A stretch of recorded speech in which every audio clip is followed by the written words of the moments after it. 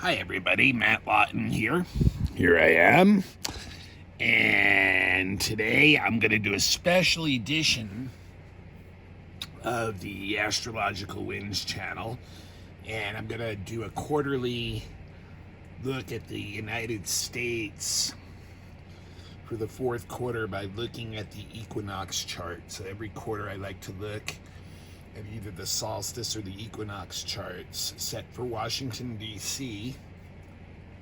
And you can do this for any country, actually, with those four charts each year, and it will give you an idea of how the next quarter will go for that country. So, if you were in another country, you set it for the equinox time for the time in the capital of that country. So like if you were in England, it would be London, for instance, or Germany, Berlin, or China, Beijing. So depending on what country you are, you'd set that up. But you can, so what I want to do is look at the United States one, because that's where my body is, and I am subject to that, and most of my listeners too, although I do know I have a lot of listeners in other parts of the world too.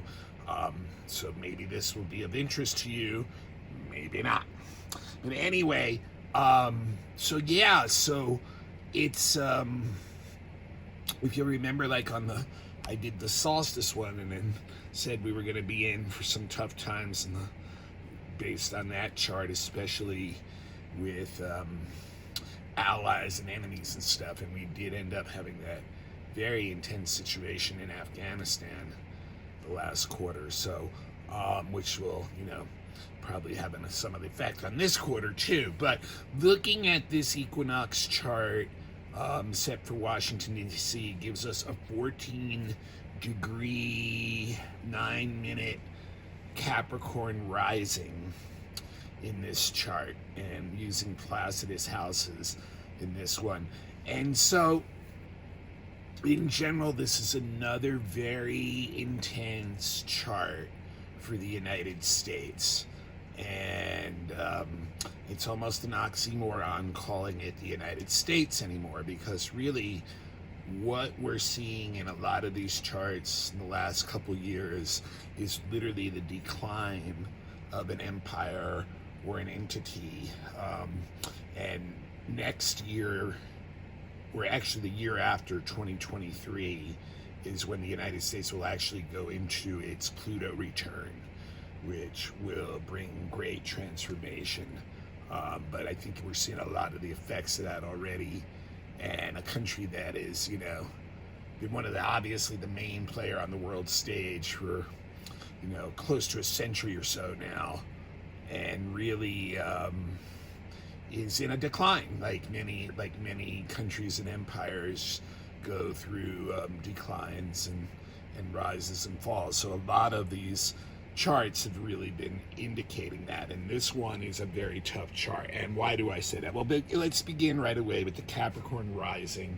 And so the first house of the ascendant is the mood of the people in general, the mood of the nation in general. And so it's Capricorn. It's stoic, it's conservative, it's not happy, it's serious, it's stuck in the past. It's like looking to the past to try to resolve problems that maybe past methods are no longer working with. So, and has gotten into a really serious mindset about this, and then a lot of cynicism too running underneath all of it. So that's the general mood of the nation for the next quarter coming up. But there's some really interesting stuff going on in relation to that in this first house. We have Pluto rising, and then we have Saturn right below it, and Jupiter even still in the first house, close to the second house cusp. So when there's planets in these houses, they also are indicating the kind of energy that each house represents. So we're influencing the energy that each house represents. So in this case, Pluto rising obviously is, very intense. This shows that this country is going through a period of transformation, a period of violent transformation in many cases, a period of like deaths of many things, a period of having to look into the shadow side of this nation and the actions it's taken. And then when you look at Pluto's condition too, and you have to remember this chart is imprinted on the next 3 months, so these energies are going to be very prevalent in the next 3 months. Look at this, what's going on with Pluto here. In a cardinal T-square, very tight to Mercury, almost to the minute, 7 minutes off, to a square to Mercury up in the 9th house, and also going back to a square to the moon conjunct Eris in the 3rd house. So this is like really, really intense energy. It's really showing that, you know, the moon is the mood of the people and the people themselves. And here, conjunct Eris, complete chaos. Complete chaos. And then the moon in Aries showing that there's a lot of anger, a lot of aggression, a lot of like really intense feelings, that people are feeling really isolated and alone and having to act like lone wolves, that kind of thing, because of the chaos going on around them. And then the Mercury going back to Pluto here too is very intense too, because this represents so many things, including people feeling like, you know, they're getting propagandized, coerced, things like that. And then even, you know, and I'll touch on this a little bit more later, but Mercury up in the 9th house of the courts. And right now we have a Supreme Court that is so political, and is showing this with Libra being a dualistic sign. That is, I mean, what? How much more can you represent a court? 9th house, Mercury, someone who's making judgments, and Libra, which represents the scales of justice. But it is a dualistic sign. So it's showing that despite what the Supreme Court wants to tell people, it is a political body that is divided. And it's making very intense rulings right now that are really upsetting a lot of people, getting people really upset. And that can really be a threat to that institution, not only its reputation, but, you know, remembering that people know that this is just people up here too, that these Supreme Court justices are just people too. And so, like, you know, when you start making rulings that are affecting more than half the people and what they can do with their bodies or something, you're going to get a lot of angry people. You're going to get possibly violent outbreaks of behavior. This is a very, very strong pattern here. And then here we have the ruler of the chart, Saturn, which granted is in rulership in Aquarius, but it's telling that Capricorn rising the systems aren't working anymore, that they do need to get an upgrade. But the retrograde is showing that it's not happening right now. And to top that off, of course, we know this whole year, Saturn square Uranus. And look at where that Uranus is, down in the 4th house of the land, of the actual physical land, and the heritage and nationalism. Right now, Uranus, the rebellious, surprising changer, is in the 4th house. So what is this indicating? That structure is going to continue to fall apart in the homeland. And it also shows some of the other things. The 4th house is showing that natural disasters, or possibly even life-changing rapid events like violent type events, could easily be a big part of the changes going on and the upsets and the intensity of this whole mood of the nation. It is interesting that, you know, Saturn is trining Mars, which shows that some building could go on. But like with the retrograde you got to really feel like these things are still moving slowly.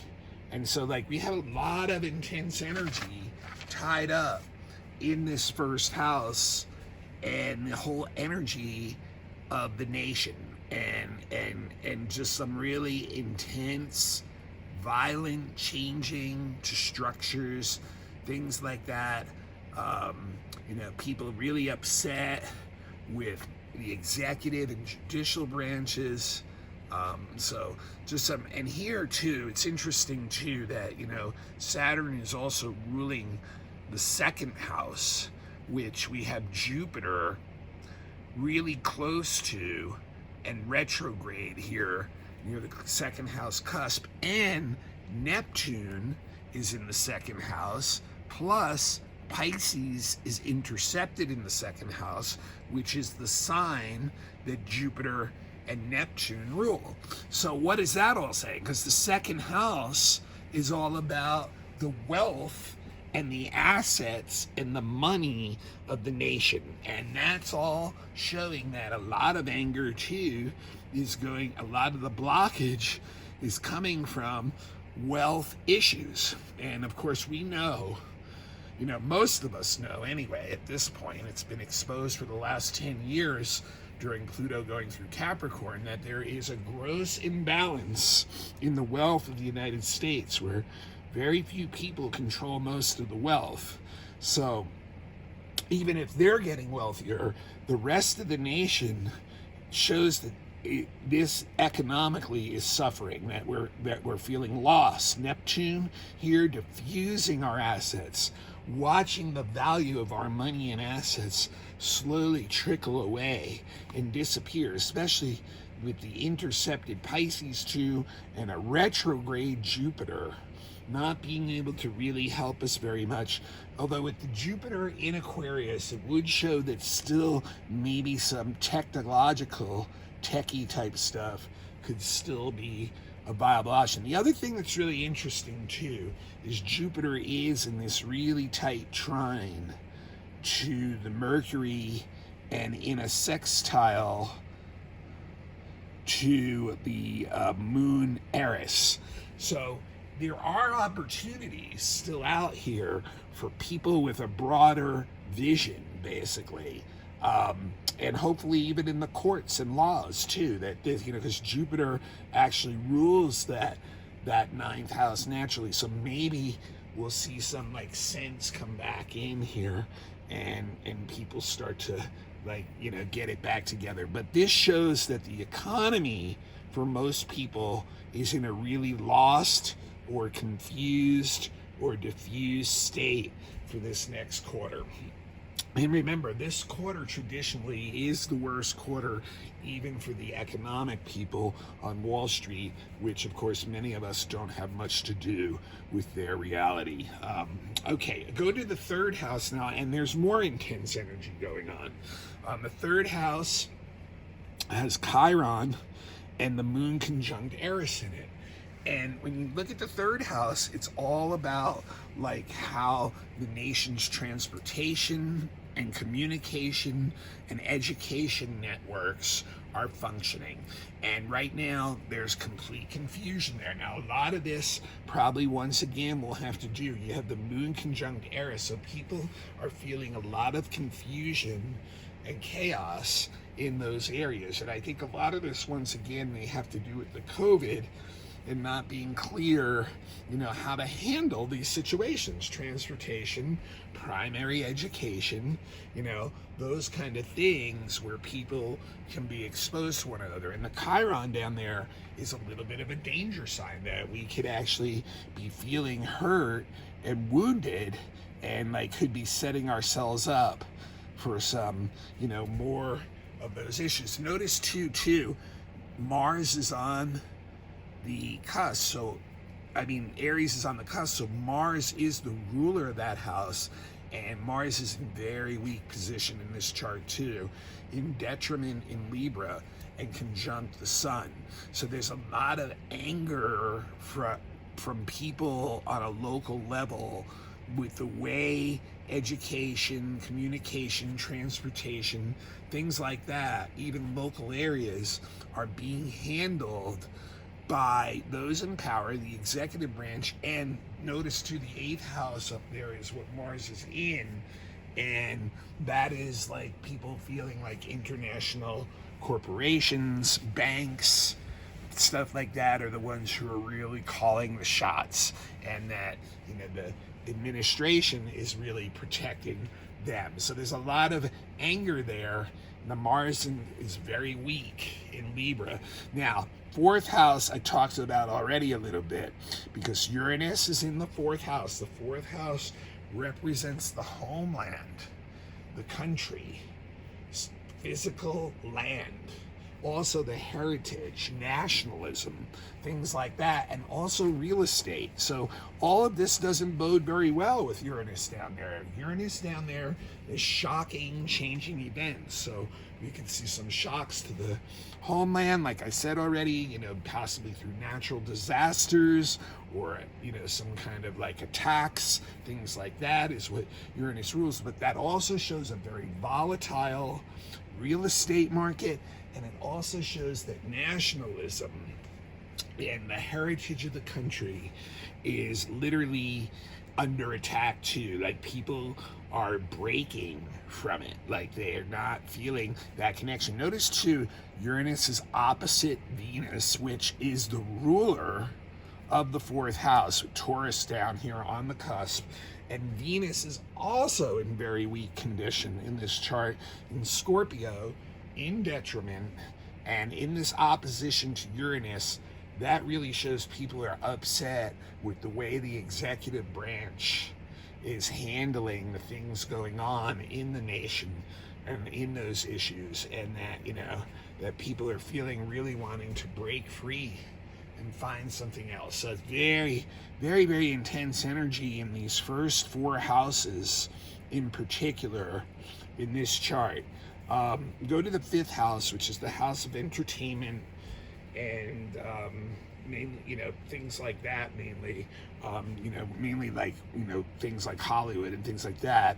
And it's Gemini on the cusp, so Mercury is ruling it. And once again, you go back to that Mercury being in very tough position in this chart, and it's opposite the moon, Eris, and square Pluto, and it's actually slowing down stationary, getting ready to go retrograde. So once again, what to me that shows is that the entertainment industry, which includes sports, is still not really clear where things are headed with the COVID and things like that, you know, really taking a large chunk of the spectators and the normal ways of doing those businesses out. Now, it's interesting the North Node and Ceres are down there, because it does show that maybe, you know, entertainers, pop type figures will be some of the people who can actually bring some nurturing and direction as to where the country needs to go and the changes that need to occur. Go to the sixth house, it's empty. So once again, Mercury is the ruler here with Gemini on the cusp.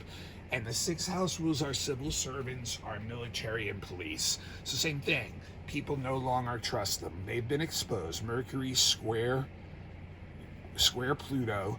We've seen the shadow side of the military with Afghanistan and other things, with the police, the way they handling, you know, different riots, things like that. Not good. It's just all been what? A bunch of chaos.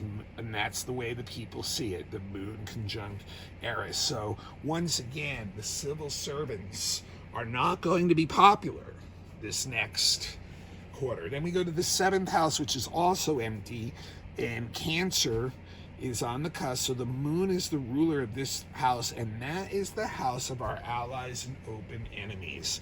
And what do we have going on with the moon? Conjunct Eris. As far as our allies and enemies see us, we are in a complete chaos zone. Our country to them is falling apart, can't be relied upon anymore, have no idea what we'll do in any given situation on the world stage. And not only that, we've let our enemies, in this case, Taliban in Afghanistan basically wreak havoc on our reputation in the world stage. So we've really, really lost a lot. And that's what people see. The rest of the world now sees, the shadow side of the United States. It's clear to see, and they're communicating about it. The 8th house is about international banking, finances, corporations. And very interesting here, the Sun conjunct Mars there. So like I said, both of them in weak condition. The Sun is in fall, Mars is in detriment, and they're conjunct together. I think, this is people feeling helpless in the sense that, like, we know these international banks, international corporations are really the main players in the world. It's not really the nations. And that our leaders, the Sun, are basically, in bed with these guys. So there's a lot of upset, angry energy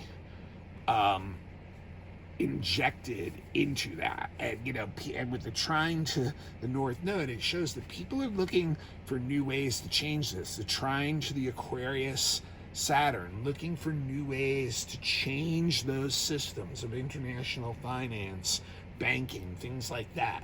So with the Grand Trine, there may be some opportunities to do that. But I think, these two guys being weak, and this one, Saturn being retrograde, and even the 5th house being ruled by that weak Mercury, it's things that's still going to take a while to happen. Now, the 9th house is really interesting in this chart too, and I touched on it a little bit before. We have Mercury in Libra, which represents the scales of justice, Libra, and here it is in the 9th house, which represents the courts and the judicial system. And here is Mercury in this very intense T-square, and I just think this is the Supreme Court is just going to continue to be a lightning rod point for people's anger. There may be violent reactions to this to the rulings they have, and you can't help but think, since 1973 we've had Roe versus Wade, giving women the freedom to choose with their body, and that's obviously under attack, and it's creating a huge division on top of all the other divisions within what is supposedly the United States, and it's not very united anymore in this area. And so, you can see that this is potentially going to be a big, big problem. And then Libra on the cusp shows that the Venus and Scorpio, once again, people are going to be really angry. The Uranus, there's going to be a lot of, reactions to what some of these rulings are. So we go to the 10th house, and that is the house of the president, the executive branch. Venus in Scorpio in there. People very, very upset with the current administration. Very upset with the things they're doing. Kind of can't understand it. Coming from what seems to be shadowy places. And Mars is the ruler of the house with Scorpio on the midheaven. And I already said to you, Mars, in this very weak condition, in detriment in Libra, conjunct the Sun, which is the planet that represents the executive branch, showing me that basically the executive branch is under the influence of international bankers and corporations and people like that. Ultimately, that is who they are serving. So there's going to be a lot of anger and a lot of reaction by the people because of this opposition to Venus and that weak Venus, weak Mars representing that executive branch. Now we get to Congress in the 11th house, and the South Node's there. What does that mean? Same old business with Congress. Not much going on. Same old story. Most likely whoever is paying the most money gets the most benefit out of Congress. Interestingly enough, though, Jupiter is the ruler. And of course it's retrograde, so it's not moving that quick. But it does have a trine to Mercury and the sextile going back to Eris. So it does show that, there are some Congress people that have good grand ideas and visions. Whether they can get those things off the ground, probably not in this quarter. Just a little too much going on, but there is some good ideas coming out of Congress. The 12th house is empty and is ruled by, once again, that same Jupiter, which is kind of stagnant. The 12th house is the institutions of the country, like hospitals and prisons and places like that. And, once again, kind of in a weaker condition because Jupiter is retrograde and not moving much. So these guys may be feeling stuck and stagnant in what they have to do too. So overall, for me, this chart, the three things that I really, think this chart is saying for the United States is that there's a lot of really intense energy tied up in with the current administration, the current President Biden, and there's quite possibly going to be some violent change within. Literally, I would say that this is a quarter where even his physical life could be threatened in one way or another. But there's a lot of anger, a lot of intense, violent, negative kind of energy all tied up in the executive branch in this chart. And then also quite possible continuation of a lot of the natural disasters. We've been saying a lot of them climate driven, but there's also a possibility for attacks on the homeland. And I also see the regular economy, the Main Street economy, not the Wall Street economy, continuing to suffer and feel lost, and continuing to see our money's value go down. Real estate market, like I said, is volatile too. And then the other thing, like I said, I think the judicial branch is also going to be a lightning rod point in this quarter. There's going to be a lot of people upset with the judicial branch and the executive branch in this quarter, because this Pluto T-square with Eris and the Moon and Mercury is really a driver in this quarter, and the Sun-Mars conjunction weak. So many weak planets in this chart really is the reality of the situation. Mars and Venus and the Sun all in weak condition. Then the Moon not in great condition really either.